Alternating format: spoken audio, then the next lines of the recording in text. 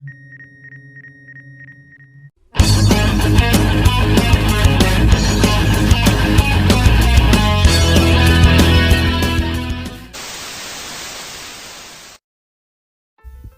semua, selamat datang kembali di Cerita Anu Debat. Apa kabar kalian semua? Semoga kabarnya baik-baik saja.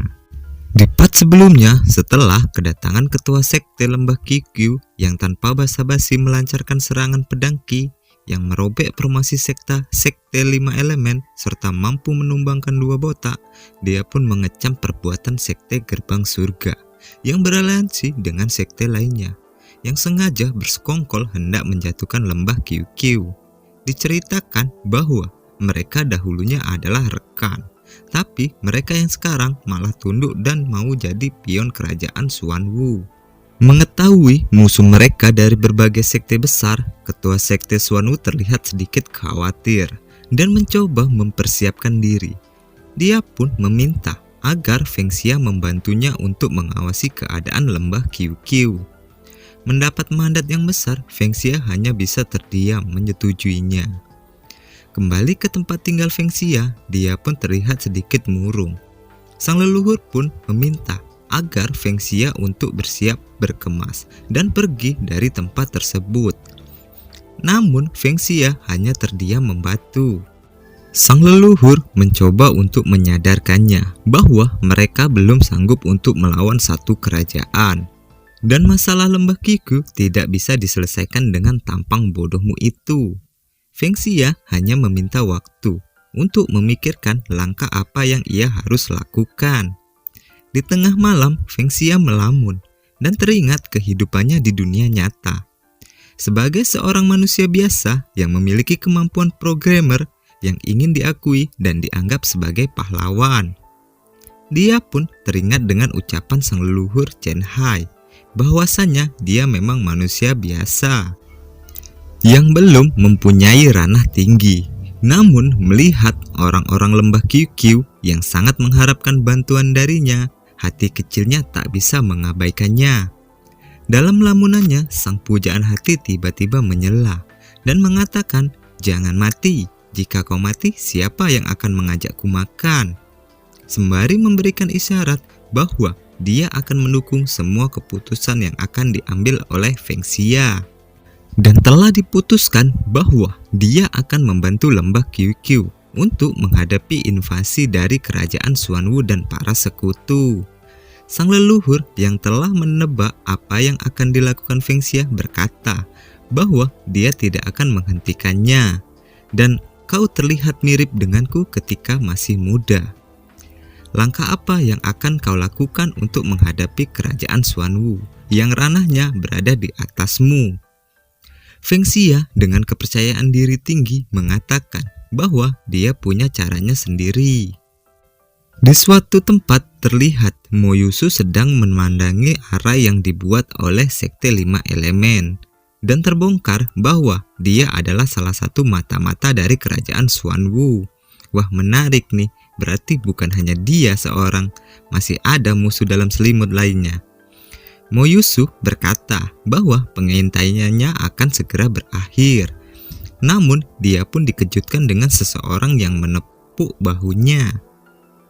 Iya, benar, dia adalah sang protagonis kita, Feng Xia, yang terlihat mengetahui sesuatu sembari memanggil nama Mo Yusu.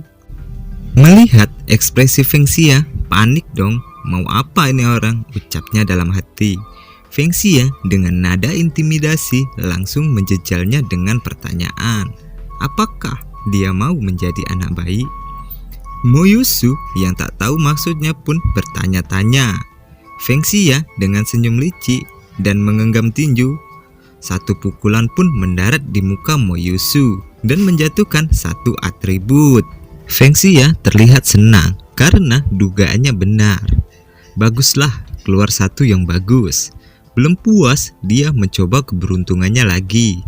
Cepat dan keluarkan semua sisa yang kamu punya. Mo Yusu panik bukan main melihat ekspresi kejam Feng Xia. Dengan senyum kecil, Feng Xia memulai aksinya. Dan benar saja, bola atribut milik Mo Yusu mulai berjatuhan. Di tempat lain, Yuning yang sedang santai tiba-tiba diserang oleh Tuan Muda Gerbang Surga yang menjadi sandera mereka. Merasa ada aura membunuh, Yuning dengan sigap menghalau serangan si Tuan Muda dan langsung menghantamnya dengan keras, membuat si Tuan Muda babak belur muntah darah. Tidak sampai di situ, Yuning langsung memberikan serangan kedua dengan menghantam kepala si Tuan Muda yang membuat tulang tengkoraknya agak sedikit retak. Yuning lanjut menanyai, "Sudah puas belum? Kalau belum, ayo bertarung lagi." Si Tuan Muda yang tak berdaya memohon ampun dan berkata dia tidak akan mengulanginya lagi. "Pilihan yang bagus, sekarang serahkan semua makanan yang kamu miliki, lalu aku akan mengampunimu," ucap Yuning. Kemudian cerita kembali ke Feng Xia yang telah mendapatkan banyak bola atribut dari Mo Yusu. Dia pun mulai menyerap semua bola atribut yang ia dapatkan. Kemudian di alam kesadarannya dan terlihat penjelasan tentang skill-skill yang telah ia dapatkan. Terlihat seperti menu di dalam game. Setelah semua diserap, terlihat teknik jantung 9 naga. Proses pengumpulan 12 sampai ke 25. Bola atribut skill resonansi pembuluh naga terkunci. Mo Yusu yang sudah babak belur memberitahu bahwa silakan senior pergi ke tempat senior Lengxia jika ingin mendapatkan sesuatu yang menarik. Mendengar hal tersebut, Feng Xia membenarkan ucapan Mo Yusu. "Mungkin aku akan mendapatkan sesuatu yang baru. Lagian, mengalahkan orang yang sama berkali-kali akan menurunkan drop item yang jatuh. Lebih baik aku sudahi buang waktu di sini," ucapnya dalam hati. Sembari pergi, Feng Xia mengatakan bahwa dia akan mendatanginya lagi jika memerlukan saran darinya. Di tengah jalan, ia bertemu Yuning yang sedang memakan sesuatu yang menjijikkan untuk Feng Xia. Namun berbeda dengan Yuning yang menganggap itu adalah sesuatu yang sangat lezat seperti bola bakso.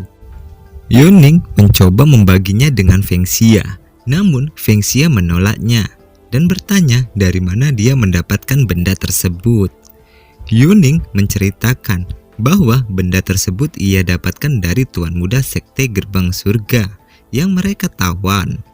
Dengan nada serius, Feng Xia memintanya agar mengantarkannya segera ke tempat orang tersebut.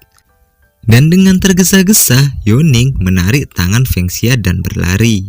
Feng Xia pun bertanya-tanya dalam hati, hal bagus apa yang akan ia dapatkan dari Tuan Muda itu.